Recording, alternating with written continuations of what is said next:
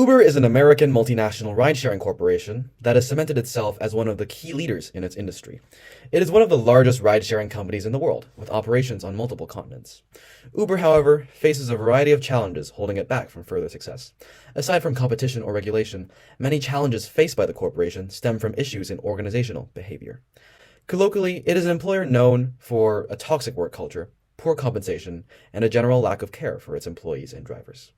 Hi, my name is Will, and I'm joined today by Sky, Ali, Davis, Christian, and Michelle.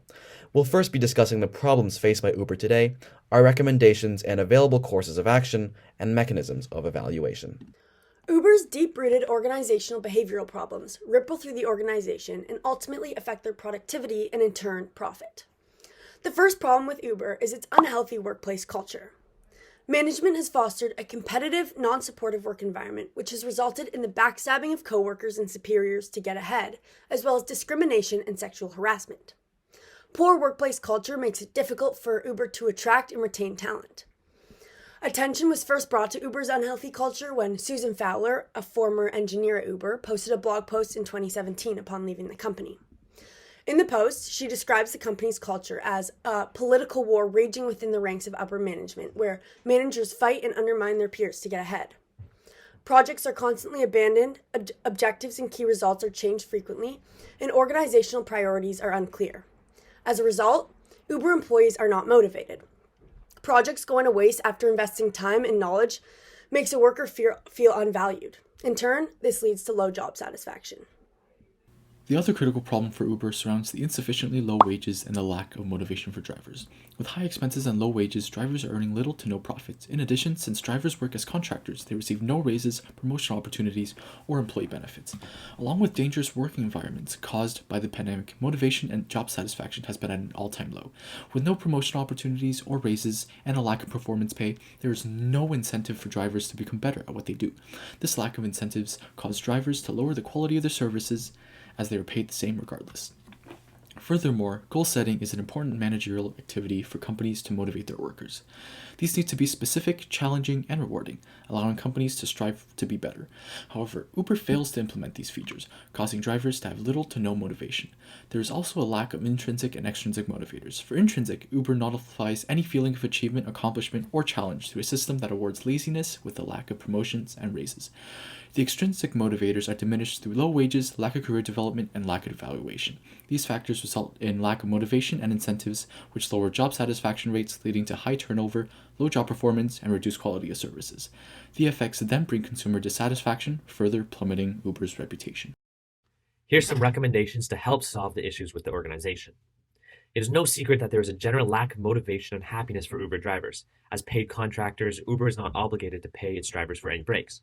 Not having quick breaks to relax, go to the bathroom, stretch will seriously impact the mental health and attitudes of the drivers. Uber implementing a mandatory paid break after at least 6 hours of being online can significantly help with drivers' attitudes. Breaks will cause drivers to be more patient and less agitated toward the passengers, and therefore mitigate the number of altercations in general. A $5 paid 20-minute break every 6 hours will completely change the way drivers view management, and this will begin to alter the contractor relationship that has been built.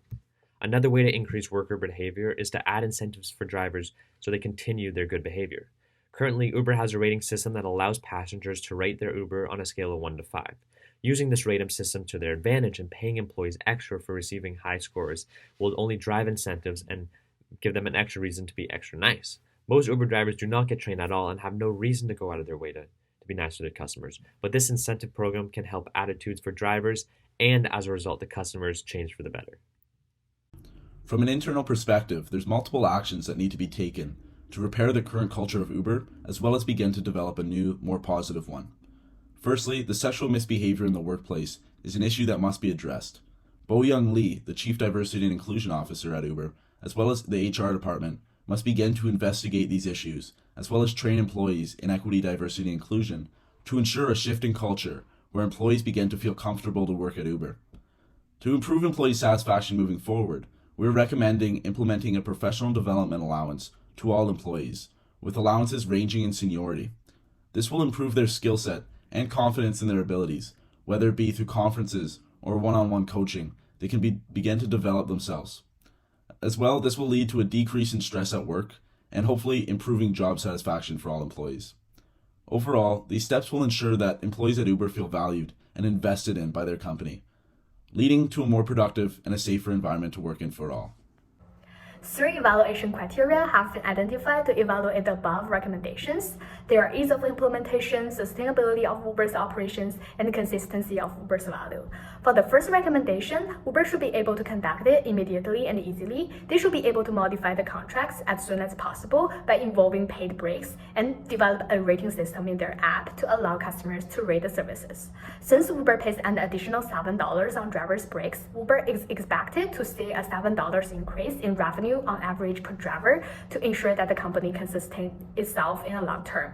Also, Uber should be able to always deliver services aligned with its value of caring for customers. This can be indicated if Uber can receive 85% positive feedback from customers on its rating system. Uber should conduct 4 EDII training sessions per month and train every new driver before they start work. As a matter of sustainability, Uber must respond to the comments from the internal reporting and investigation system on a weekly basis to ensure that they can achieve a high level of transparency. Giving drivers a questionnaire to determine if they show enough respect to passengers every time after a training session is the best approach to see if Uber stays true to its value when conducting this recommendation. Uber today promotes a competitive and cutthroat work environment staffed by poorly compensated employees, which has removed both intrinsic and extrinsic motivation and has led to negative affectivity throughout its organization. However, through implementing our recommendations, Uber will be able to reform its workplace culture, compensate its workers more fairly, and overcome its organizational behavioral challenges so that it may become a company better suited to be the leader of the rapidly growing ride-sharing industry. Thank you so much.